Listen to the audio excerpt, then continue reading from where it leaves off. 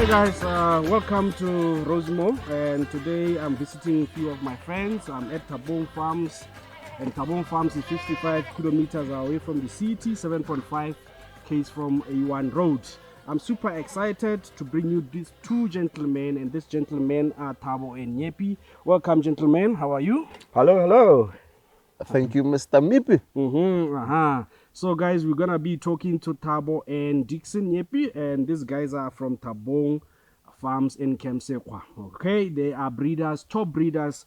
If they are top breeders in the country, I think within the best 10 in locally. And Akizore, am I No, that's true, man. That's very true. No, that's true. First and foremost, I want to know, how did you start Thabong, and when did you start, and why did you start? Anybody can start. Thabong maybe because he's always loved goats. I think he had Okay. the passion before I did. Yeah. Okay. We started this thing in 2017.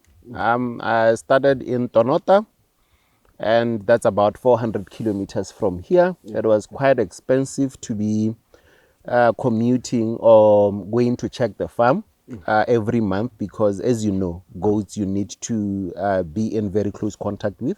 So it was quite expensive for me to move between here and Tonota. So then in 2020, I think towards the end of 2020, me and my friend Mr. Dixon, I had a chat with him. He was never a lover of goats, Yeah. but I managed to convince him that forced me into it. we can do this. Yeah. And then we settled here in 2021 February. I think our first lot of goats was coming from Richard Biggs in Eastern Cape. Yeah. In 2001 February, and I brought some of the goats from Tonota, and that's how Thabong Farms at Camp Sokwa started. The area is called Thabong Sokwa. Camp Sokwa, Sokwa, yeah. and the operations is called Thabong Thabong Farms. Farms at Yeah. Camp Sokwa. Yeah. Yeah. No, 100%. That was correct. We started, operating out of this particular farm just before COVID, 2020, 2021, thereabout. And I think what we agreed as a principle right from the beginning is that, whatever we're going to do, whatever we're going to put our hands into, it has to be quality, high quality or nothing else. We're very clear that we want to avail top quality Boer goats to Botswana and represent Botswana breeders into the space of Boer goat farming. Perfect. No, it shows. You guys are breeders of top quality Boer goats. All right. Talking about best and best, the best of the best, which is your Boer goats. You are having an upcoming auction. When is it? And when? Second September. 2nd September. 2nd September 2023. What are you bringing there? We are bringing top quality goats. Yes. We are bringing 3 bucks. Our 3 bucks that we are bringing, they are Besto, JJ, and Shingos. Yeah. And we believe we are breeding from 2 of the best lines that you can, 2 of the best bucks you can find in Botswana. Our head says Jack and Babalas, and we believe rightly so that they must be within the top 10 bucks in Botswana right now. No, look, for me, if you're looking for quality and Boer goat fraternity, that's what we're bringing you. Quality is what we're bringing. Quality is what we're breeding. If you're looking at buying yourself a top quality Boer goat, you don't want to miss this auction. Yeah. No. Truly speaking, I've seen the animals. They're just phenomenal. They're 100% ones that I want to keep at my farm. And this auction, guys, will be online. I'll just put the link below where you can bid, and you can buy. Everybody can buy all over the world.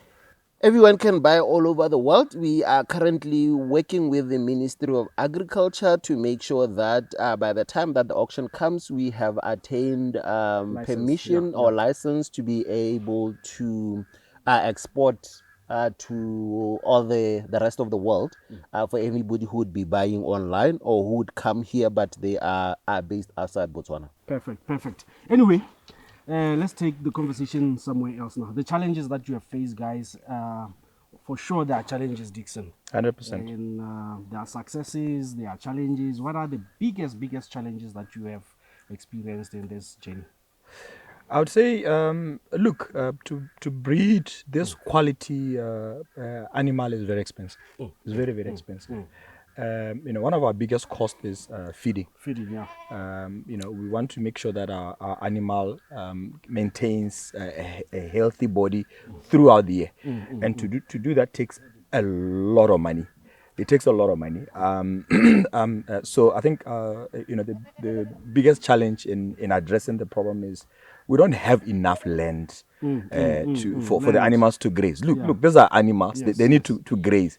But unfortunately, due to the limited space of land that we have here, we find ourselves having to feed them from the pocket. You feed them like you buy groceries.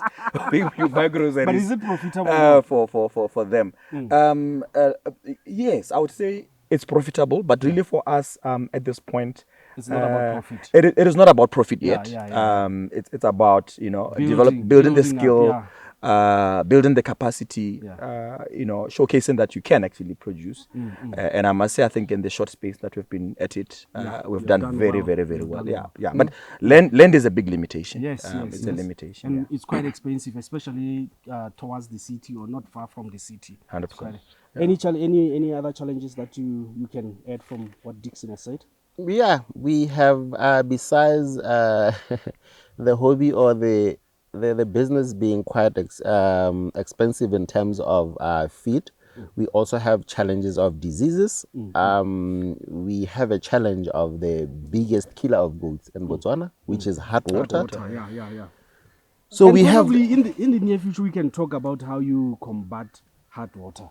But okay, continue talking about the challenges. But maybe in the future we do a video. Yeah, and see. we need to. we animal. I think maybe animal health in general. in general, Animal health in general. Yeah, but generally, diseases, we have a challenge, hard water.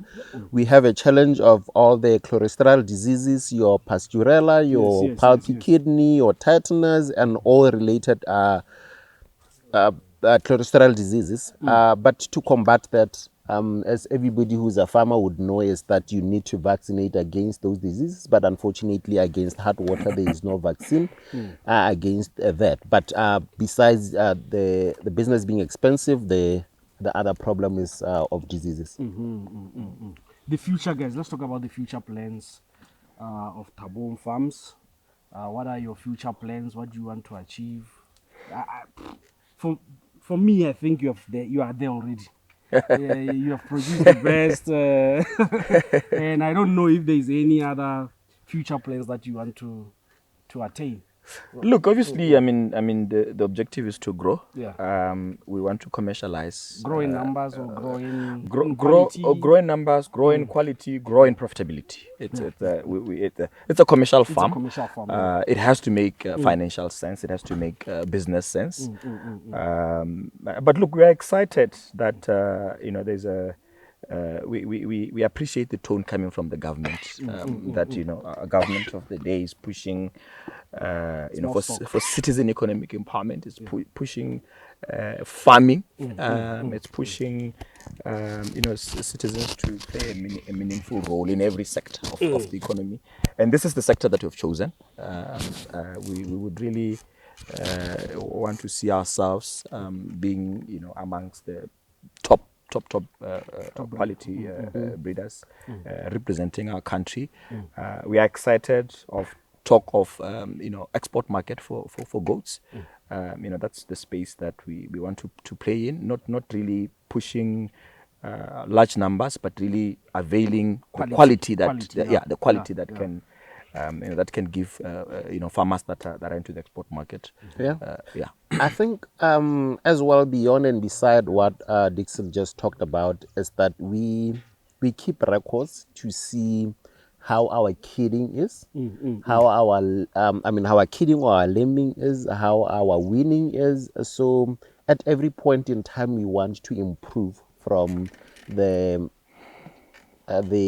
what we've recorded in the past. For example, if we had recorded a kidding rate of about 180%, we want to go to 190, 200, and basically besides. Just to jump in there, Tam, how do you calculate the kidding rate? Our kidding rate is really calculated by looking at the number of iwis or females that we have bred and that have given birth, and the number of kids that are the. So it's just the number of kids over the number of females, and then we get the kidden rate. And beyond that, we then go to 3-4 months to wean the kids and look at our weaning rate to see of all the kids that had lambed or kidded at the time of kidding, then how many have died and how many are we then winning. And then we take away the ones that have died, and we also take away the ones that we are culling, and then look at our winning rate, and that is what we convert. And we are always excited to look at the numbers improving and all that. So from one kidding season to the next, we always want to see that improving.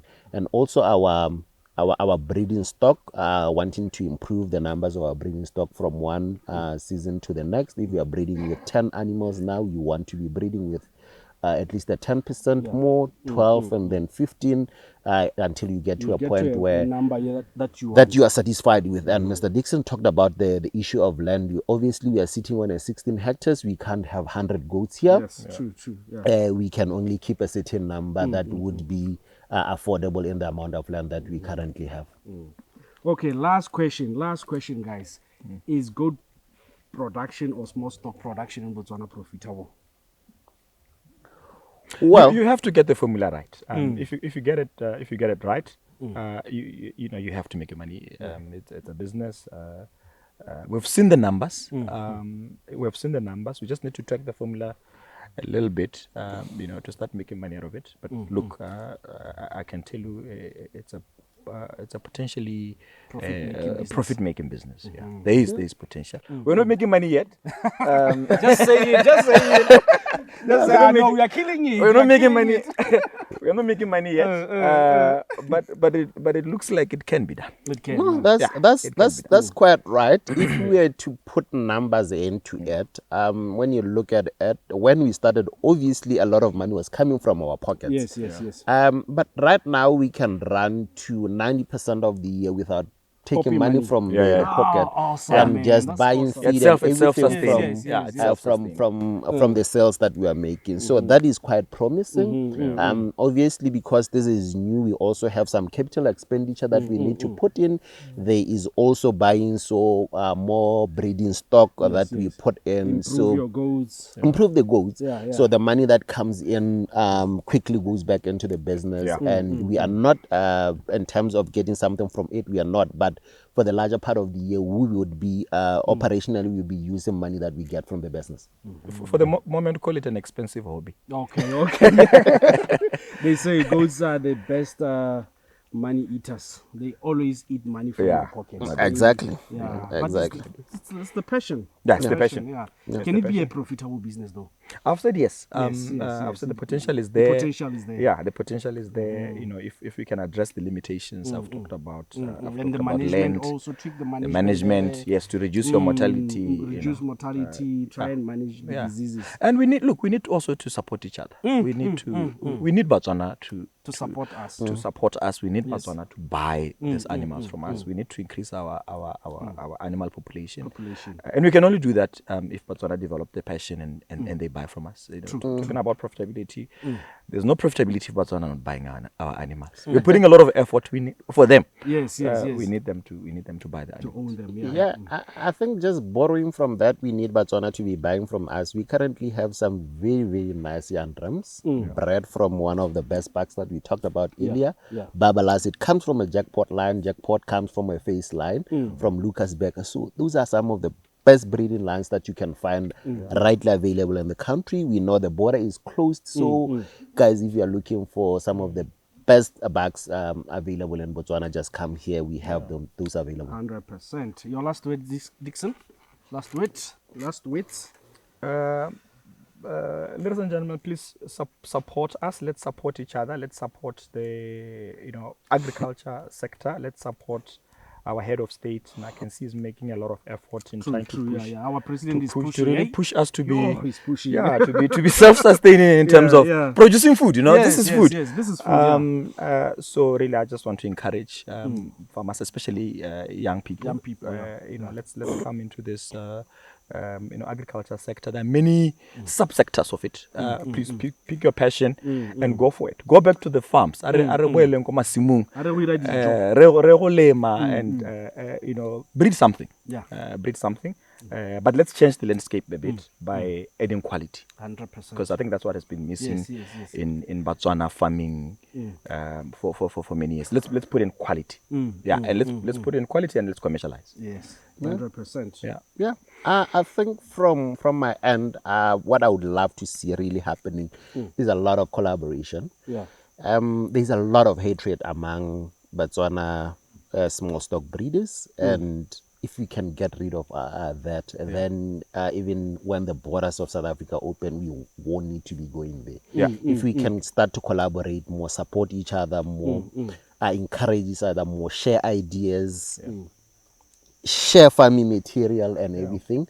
By doing that, we would be reducing our operational cost and we can become profitable. So let's collaborate, guys. True. I mean, I've known you guys for quite some time now, a year or two. And since then, we have been friends. You've been very supportive. We've been friends. I think you one of the you've got one of the characteristics that we need in Botswana farming business, supporting each other, going out there, sharing your ideas frankly, helping each other grow. You've been a supporting system, and we appreciate it. We really appreciate it. All right, guys. Thank you very much, Thabo and Mr. Nyepi. Cheers. Guys, we have come to the end of this episode. Make sure that you subscribe, you like, and comment below. We would like to see ourselves reaching 20,000. We are now at 16,700 subscribers. We need to grow bigger and better as always. Let me know. This is the first interview that I visited other farmers. Let me know if you love it, if you like it, if you love it. Let me know so that I can continue visiting other farmers. All right. 100%. Cheers, guys. Cheers. Bye.